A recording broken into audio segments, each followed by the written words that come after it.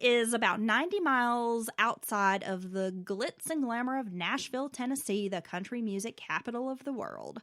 Murfreesboro, at this time, was a dusty little town, loaded with grimy trailer parks and has-beens or never-weres, meaning musicians who sank into playing at like divey honky-tonk bars. Yeah, because they were sounded pretty good in their little town, but then they try to get to Nashville, and then there's 1,000 other people that sound just as good as they do. So, it was the kind of place that during the late 60s and early 70s was plastered with iconography such as Jesus, and then you had the Velvet Elvis art. Sounds like a great place. You would have enjoyed living there during this period, I think. Well, I would love all the Velvet Elvis art. We have a Velvis, and it's my prize. Yeah, and all the honky-tonk music. Oh, fuck yeah. I'm all into that. Judith's father was a construction worker who spent many hours on the job site. Her mother stayed at home with the 3 kids. There was Dottie, Jimbo, and the youngest, Judith. So again, she's the baby of the family, much like Alvin. The Adams family lived in an area known as Walter Hill, which is a section of Murfreesboro. They were by no means wealthy or even maybe upper middle class. They were likely considered more of like the lower middle class. Is that like rich, poor people? Wow, lower middle class has always confused me. To me, lower middle class, I would say that's more of like the working class. You're making it, but you're self-sufficient. Yeah, you're making it, you're self-sufficient. Like, you may not go without, but you don't have the extras. Okay. We're probably lower middle. Well, I'm not going to say that. We have extras. I'm gonna call them rich, poor people. Okay. Judith was an active member of 4-H and later on the Future Homemakers of America. By 1973, Judith's dad had started his own construction business, earning good money. I mean, at the time, he was making somewhere between $250 to $300 a week. Which is good money back then. Yeah. I mean, there are people working minimum wage today that make that. But he was a drinker. And although he was an alcoholic, he was not abusive to Judith or any of his kids, his wife. And it was something that Judith just overlooked. She really loved her daddy. She was a daddy's girl. Described as quiet and reserved, Judith desperately sought out attention from her father, but he was so busy and he was a drinker. So she was always like looking for his approval. Yeah, sounds like your classic functional alcoholic, not a mean person, but at the same time caught up in his substance abuse. It's going to make him distracted and probably tired, always worried about his small business. So probably not like a super hands-on dad. Right. I'm sure he's probably drinking beer and not in the yard playing catch with the kids. Yeah, exactly. Right. Now, one of her most prized possessions was a baby doll named Drowsy and a toy keyboard that she received Christmas of 1973. And this is because in 1974, just a few months after Christmas, her father, who'd been drinking heavily, climbed onto a motorcycle and took off down the highway. It was the last time that Judith would see him alive. He crashed. Oh my gosh. So his drug abuse caught up with him. And he's crashed and got killed? The accident was absolutely devastating for Judith. He died, obviously. And Judith was just heartbroken over this. And people who had described her as having been kind of quiet and shy before say that she basically turned to stone when she lost her dad. So the one person she was trying to get his attention, and just a dad, everybody loves their parents. And a little girl and her daddy, you always hear about that. But I wonder about that doll named Drowsy. Isn't that pretty... I wonder if it came with a little packet of Benadryl with it. It's a little accoutrements that come in the packaging with it. Well, they were 2 possessions that she would maintain for years and were the only 2 things, like material items that she had that she seemed to care about. Yeah, so she totally tied that up in her grief with her father and the last 2 things he gave her. Well, let's take a quick commercial break and hear from our sponsors who make this show possible.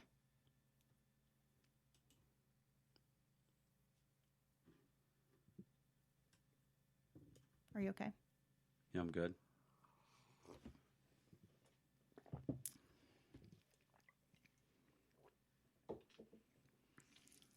After her father's death, Judith's life was shattered, upheaved. Now, according to Judith, her mother had a steady stream of men, mostly men she met on CB radios. and invited them inside the home, which prevented young Judith from being able to grieve her dad's death. I mean, can you imagine your father passes away, you're a little girl, you're devastated, and soon after, your mom is parading in different men? No, I can't imagine. She had a fairly stable life up to that point. Stable, the family unit seemed stable enough. And it sounds like her mom's having issues dealing with her loss of her husband. And she's unfortunately dealing with it in a very dysfunctional way by, promiscuity and having all. But as a young girl, no, I'm sure that just totally devastated Judith. Not only did Judith resent her mother's promiscuity, but she felt neglected. Judith would also state that her mother worked as a prostitute to make ends meet, bringing the Johns back to the family's home. What the hell, guys? I know CBs used to be way more popular, but I mean, that's kind of like, seems like a kind of dangerous way to damn meet guys on the damn CB. Well, I guess it's no different than meeting men on the internet. Yeah, I guess not. Or like a phone sex line or something. Yeah, but that's dangerous as hell. So I mean, it is, but you have to realize, I mean, this was like the late 70s. There weren't cell phones. Oh, yeah. Truck driving culture was huge back then. You had Smokey and the Bandit. You had all of the country western, like Convoy, was C.W. McCall, like all those road songs. Yeah. Truck drivers were like really cool back then. Like Chris Christopherson music and stuff like that? Or is that... didn't really know. I don't know much about the truck music like culture. Red Sovine's Teddy Bear, and I don't know. Okay. There's like a whole subgenre of country music from the 70s that was related to like being a trucker. What would be your CB handle? Didn't we decide on Little Devil? Was that it? Yeah, maybe. And I'm Big Fluffy. I don't think Little Devil's a good one. You don't think that's a good one? Okay. No. Can I be Demon Dick? Demon Dick? Yeah. Hey, Demon Dick, come back. Breaker 10-4, good buddy. This is Demon Dick coming in. Yes, it's Big Fluffy. I'm just down the road from you. Seen some bear tracks back there in the medium. See? Okay, good. Is that how it goes? Yes. Okay. So her mom's working as a prostitute. I couldn't find a lot of information to back up that claim, but I did read an interview with Judith where she said her mom, and this was, quote, was the biggest whore in town. Yeah, so, I mean, it sounds at the very least there's lots of relationships, very unstable, just mom's doing what she wants to do. And despite whatever the situation was, Judith's perception is that her mother is not doing right, I guess, right. for the kids. Don't they say perception is everything? Judith's mom had only a thin curtain separating the bedroom where Judith slept, like from her mother's room. In the late night hours, Judith could overhear her mother entertaining her gentleman friends. And as Judith grew, she would state some of those men would try to be inappropriate with her, try to play games. Like, hey, little girl, want to play a game? And it would include touching. Bouncing on my knee bullshit? Yeah. That's totally inappropriate. Yeah. So basically, like, her mom's boyfriends were molesting her. This is supposedly how Judith would meet Alvin. In the summer of 1979, Alvin had accompanied a friend to the Adams home. He met Judith, and the pair began a friendship. Alvin would state that the moment he laid eyes on Judith, he was in love. She was also equally as smitten with the man 11 years her senior. Judith had earned a spot on the junior high school cheering squad. She was tall and described as almost pretty. So she's in damn junior high and this dude talking about he loves her? By the time she was 15, Alvin and Judith had run away together. Yeah, he's, 26, 27? Yeah. Yeah, that's definitely, that's beyond, sometimes people meet someone who's just a hair young for him or something like that, but I think this definitely marks him as a pedophile. She's jailbait. He is almost 30. She's half his age. And again, he was trying to have sex with his wife's sister, who was a teenager. Right. He's a perv. He's a fucking pedophile. He's locking her when she's not even 15, like 13, 14, and then, then they run off together. Alvin divorced his wife, Joanne, and married Judith when she was 16. And I know there were some questions, some of the stories and information I used to compile this case. People were commenting, oh, how does a 16-year-old marry an adult? Look up the state consent laws right now. Well, I was going to say, there are different states, different consent laws. And I think when they ran off and got married in Tennessee, Georgia, I think 16 was the age of consent. 16 is the age of consent in North Carolina right now, folks. Isn't it? I believe so. I believe if parents agree and all that mess, someone can get married. And I think, what was it?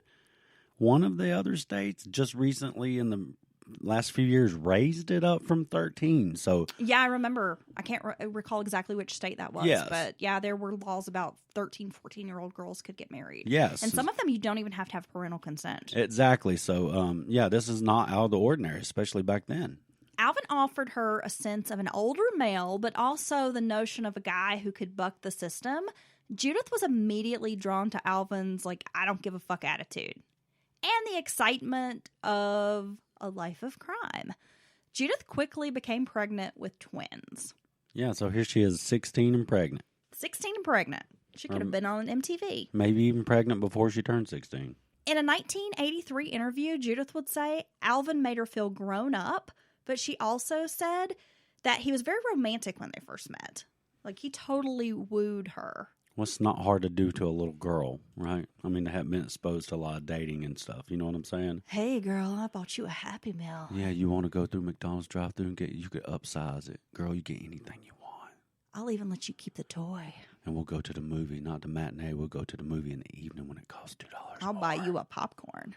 Yeah, you can have a popcorn and a large soda, girl. You can refill it all you want. It's not hard. They're a damn kid. Yeah, it's true. Just buy them like a damn king-size fucking candy bar in the damn convenience store. And they're like, oh, my God, he spent $2.09 on me. It's gross. From 1979 to 1982, they roamed a tri-state hunting ground, which included Alabama, Tennessee, and Georgia, working odd jobs when they had to, surviving for the most part on proceeds from con games and worthless checks. The pair lived primarily in motel rooms. The relationship became an outlaw relationship, one they both romanticized. Neither had an adult acting as a voice of reason. Yeah, it's a very tough lifestyle. So you're hustling, basically, doing all these little tricks and cons, stealing when you can, crimes of opportunity. You got a hotel bill every day, every night you got to pay the bill. So, I mean, it's just this cycle of having to keep on and on and on. No regular income. It's a very hard life to live, I'd say. The lifestyle was addictive, though. It was as if they were both desperately trying to prove their commitment to each other through more and more outlandish crimes, as if the outlaw lifestyle was what held them together. Judith would say during this time, Alvin's sexual desires grew darker. He was into deviant behaviors. And though I'm not exactly sure what that means, our imaginations can run wild. Though some of the acts Judith said made her feel very uncomfortable, but she was in love with her husband and went along with his needs. And that's what a good woman does. Judith said later that she felt like a piece of meat. Yeah, so I wish I know you couldn't find any more information on, explaining exactly what his deviant behavior was, but it must have been pretty weird, very out of the ordinary. Well, come on, she's a 16-year-old kid. Right. She's inexperienced, so I'm sure anything above and beyond birds and bees stuff she's learned in school would be considered deviant. Well, right. And let we alone, don't know. I mean, she's pretty naive, so. Yeah, let alone if he got off into a little, like BDSM or something? Yeah, that's what I was thinking. Yeah, that stuff. Alvin was 27 and Judith a mere 16 when they were arrested for armed robbery in 1980. Judith was discovered a day after the robbery trying to cash a stolen check. Now, witnesses who described the robbery called Judith venomous because here she is, a teenage girl, 9 months pregnant, committing armed robbery. And it was not like anything law enforcement had seen at the time. And by the way, I should mention, she gave birth to twins 2 days after she was arrested. Basically, Judith is the stick-up girl. She's got the gun. She is committing armed robbery. And Alvin was charged for driving and then aiding and abetting. Yeah. And I'm going to guarantee. Because he was the getaway driver while she goes in pregnant, sticking up a joint, robbing it. Oh, she went in a place and was like, give me all your money? I'm pretty sure, yeah. That's crazy. And I'm sure that when they see a damn kid run in, basically a young girl, pregnant as hell, it's probably disarming to them. And then next thing they know, they got a gun in their face. Well, it just makes me question, was that intentional? Did Judith want to be the one committing the robbery? Or did they think that